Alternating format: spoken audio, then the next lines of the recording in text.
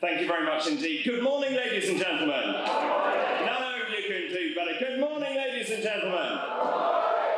Well, my name is Dr. David Bull. I have the great privilege, and I'm very proud, thank you very much indeed, Paul, I'm very proud to be Deputy Leader of Reform UK. And I have to tell you that many people get me and Richard confused. They often think we're the same person. I can tell you how you know we're different, because Richard uses far more hairspray than I do. Thank you very much indeed. I have to say, on a very serious note, it's wonderful to see so many of you here in Manchester. As we heard earlier from Nick, this really is the heart of the industrial town. In fact, it was the first industrial town in the United Kingdom. And it's a wonderful city. The sun is shining on us today, which is a really good thing. And of course, this town is famous for some brilliant things like Eccles cakes. For example, Lancashire hot pot all came from here, and black pudding. And apparently there are a couple of very small football teams as well that are quite famous. But we are gathered here today because we all believe in one mission. We're united because we believe in Britain. We believe this country should be a much better and fairer place. And I often wonder, I used to have a real job. I often wonder why sane, rational people like us get involved in politics. And I've thought a lot about that. And the reason that we get involved is because we care. We care about our communities, we care about our great country, and we care about the type of society that we want to live in. And broadly, I think there are two types of people that we meet in life. There are those people who bang on about change, who talk about change, and who do absolutely nothing. And there are those of us, like all of you in this room, who do something, who get off your backsides, who actually do effect change. And it is very hard to do that. It is very easy to sit there and do nothing and grumble and complain. It is much harder to stand up, to stick your neck out, and to stand up for something that you absolutely believe passionately in, and you make a difference by doing that.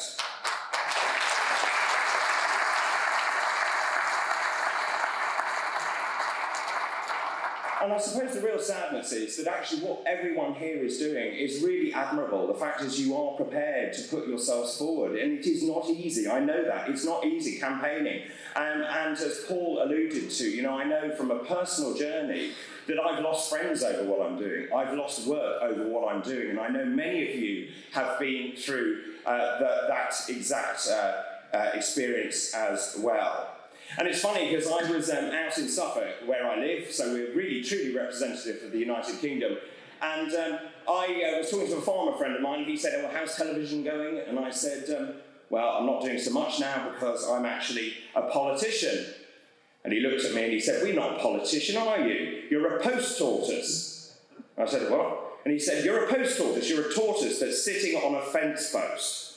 And I said, "No, you'll have to explain that." And he said, "You're driving down a country road and you see a tortoise sitting on a fence post. And you think to yourself, well, what's it doing there? He didn't get there by himself. He doesn't belong there. He doesn't know what he's doing. And he's elevated beyond his ability to function." And you then begin to wonder, who on earth, what idiot put him there in the first place? And that is what people think of politicians. But we are different, and I know we're different, and I know we care. And I thought it might just be really helpful just to explain a little bit about my personal journey and how I've become involved with this party, and really what drives me to do what I'm doing. And I've thought a great deal about this because I've had a very varied career. But there is something that underpins all of that, is that I have always passionately believed in making a difference. So, as many of you know, I'm a medical doctor by training. I trained in St Mary's Hospital in London, and I've worked in a large number of teaching hospitals around the United Kingdom. And I've worked in general medicine, general surgery, I've worked in general practice, but my favourite was accident and emergency. And the reason for that is because when those ambulance doors open, you make a difference. You make decisions. and you have to get it right every single time. And then at the age of 26, I then moved into a completely different career. I went into television. I became the first person ever to talk to children about health on television. And a wonderful man called John Craven gave me my first ever job. Some of you know who John Craven is. He is to thank for my career. And John is a fantastic man. And I loved doing it because what I was doing as the first person was I was communicating complex medical issues to children. And I was empowering children. And I was making a difference. I have to tell you, it was a completely bizarre and crazy time. I worked with puppets like Otis the Aardvark, for some of them who are young enough to remember that. I worked with bands. I actually danced with steps on Blue Peter. That's a highlight. And I also worked with some very ferocious creatures, like Anne Robinson.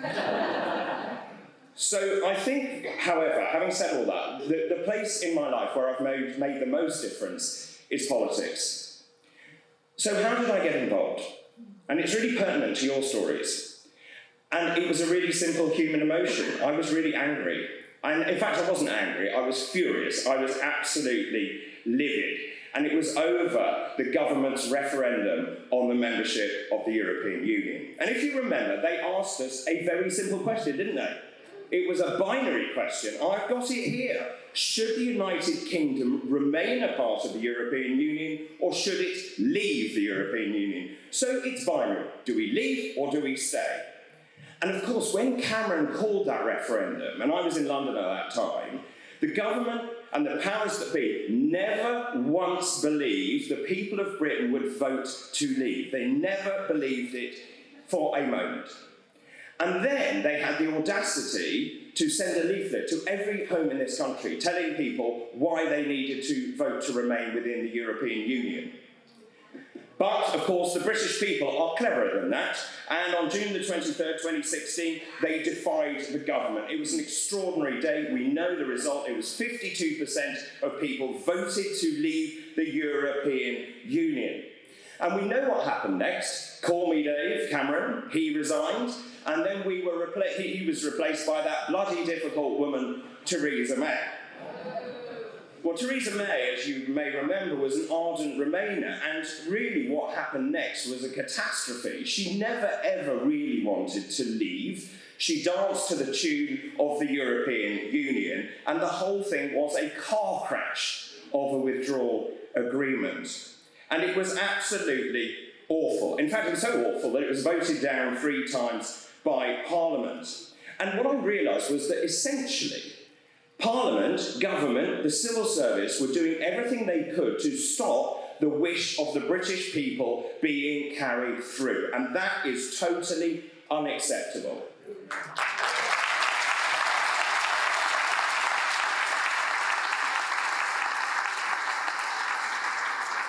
And that was the trigger. So I was working as a doctor on television, and that was the trigger.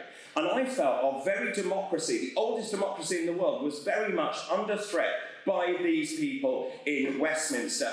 And I thought really hard about it. Am I one of those people who sits there and whinges on television and complains about the lack of democracy, or do I actually do something about it? And that's what I did. I felt I had to do something. So I put my head above the parapet, I stood up for what I believed in, and I then stood as a candidate here in the Northwest for the European elections, and honestly, it was such a roller coaster, and suddenly I was elected into the European Parliament along with Richard and many others. In fact, it was extraordinary, and the greatest joy of that night, and it was just down the road from here where I was with John Kelly. The count was extraordinary because we suddenly realised we'd done what we set out to do. And the greatest joy I had was looking at the look of horror on the politician's face in Westminster, because suddenly this gang of 28 of us, the largest single party in the European Parliament, had been voted in.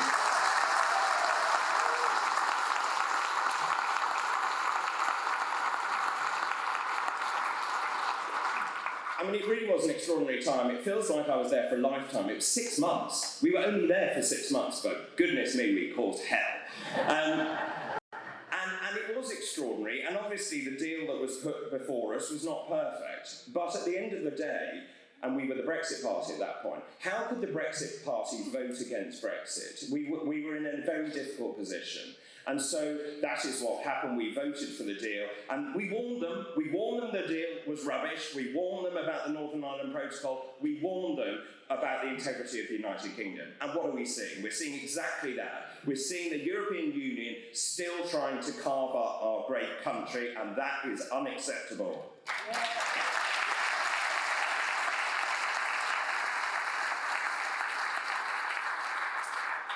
So then I thought, well, I'll slip away from politics. I've done my bit now. And politics has this very unpleasant sort of habit of coming back and grabbing you again. And so I ended up, thanks to Paul Ogden, who I'll have words with later, standing in the general election in Sedgefield. Now, you may remember that is Tony Blair's old seat. And we really mounted an extraordinary campaign. I have to thank Kirsty Walmsley at the back for keeping me sane, because it was a very, very hard campaign. You know, it was the middle of December. It was freezing cold. I've never been so cold. And of course, we were fighting the incumbents. But what we did was extraordinary.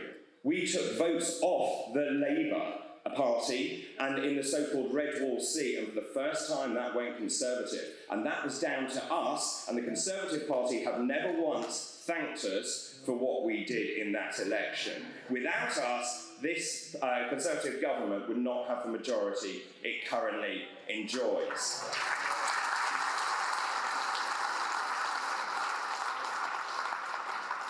But I think it's also important to remember that voters are clever. You cannot ever believe that a vote is there for life. Voters only lend their votes. They lent them in those Red Wall seats to the Conservatives, and I'm telling you something, they will not be voting Conservative again. They're going to vote for Reform UK.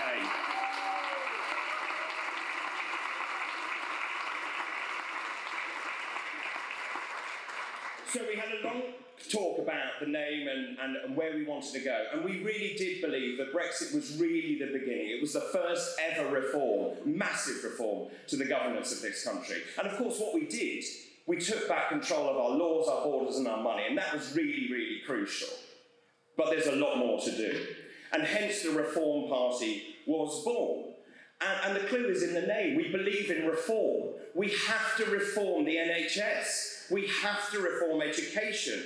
We have to reform our systems of political governance. And in particular, the dreadful House of Lords must be reformed.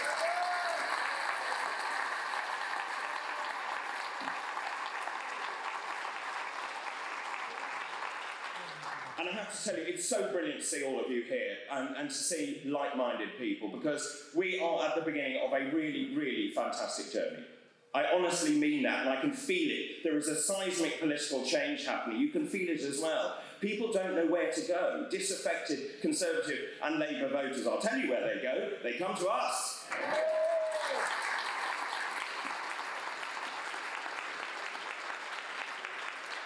And as you can tell, we have a cracking team, which is truly representative. And what gives me great joy, coming here today, listen to the accents. We represent every person in this country, different nations, different regions. We are a truly representative party. And I have to tell you that we have hundreds of candidates now, and some of them are here, and I'm delighted that you are here, willing to stand up, put their head above the parapet, and to stand up for what they believe in, to actually stand in the general election for Reform UK.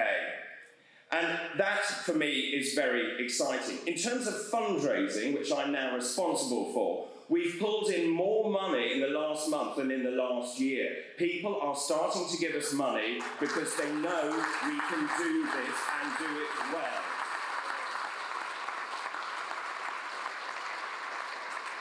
And one other thing, the media.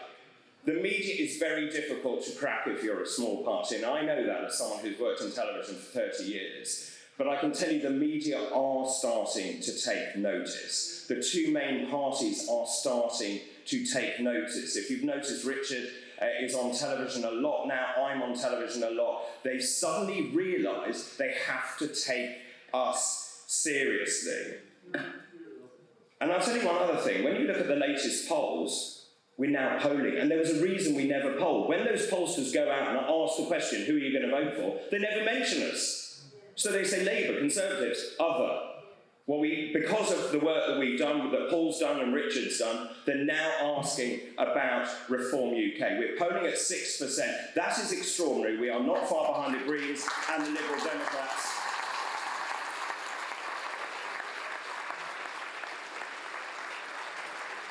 And what's even more extraordinary, we're at 6% and we haven't announced a single policy. So wait till we've announced them.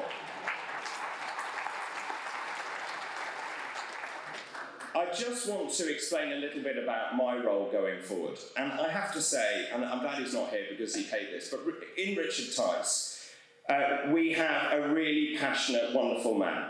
I've got to know Richard really, really well over the last few years, and he is one of the most caring men I know. He's incredibly passionate about fighting inequality, and that comes across a great deal.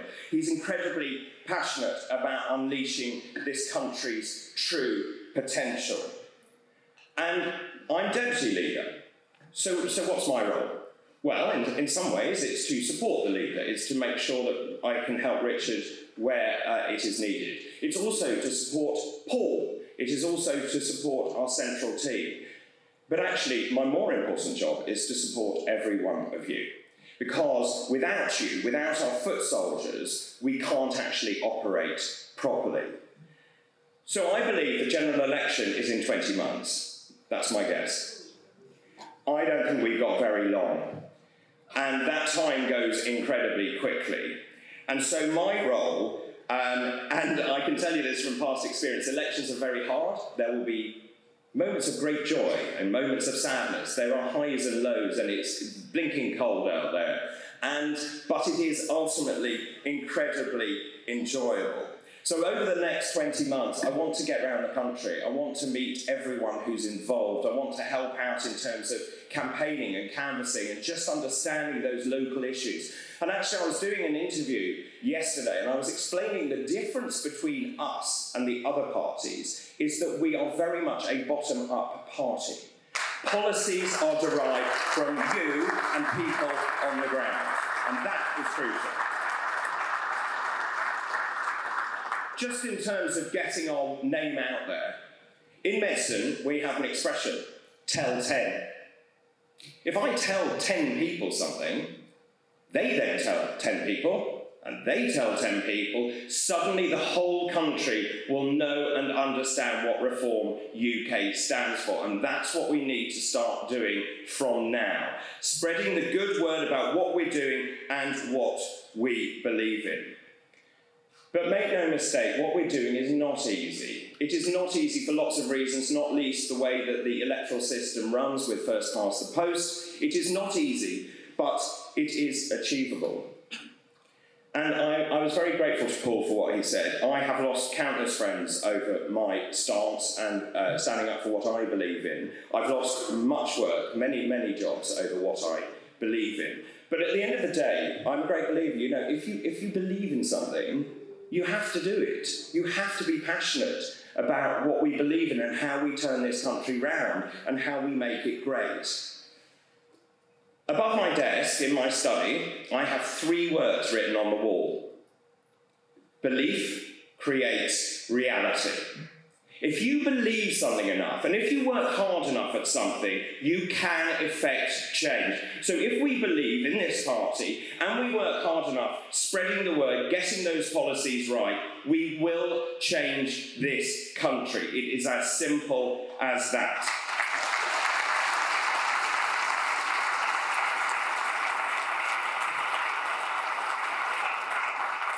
Because now is the time to be bold, to be brave, and to believe in Britain. Because, ladies and gentlemen, it is now time for reform.